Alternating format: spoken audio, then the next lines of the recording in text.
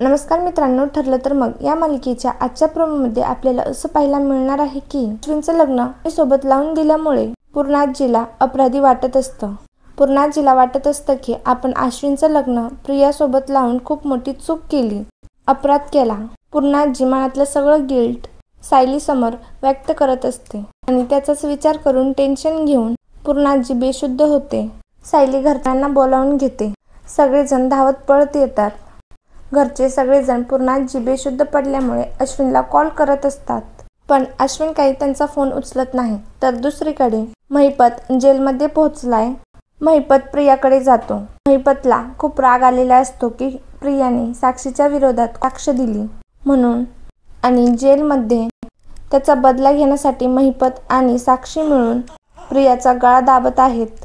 आणि दुसरीकडे घरात पूजा असल्यामुळे अर्जुन सायली पूजेसाठी तयार होतात आणि अचानक एक चिठ्ठी येते आणि त्या चिठ्ठीत लिहिलेलं असतं की अर्जुनच्या मरणाची वेळ जवळ आली आहे. यामुळे अर्जुन आणि सायलीला खूप टेन्शन येतं.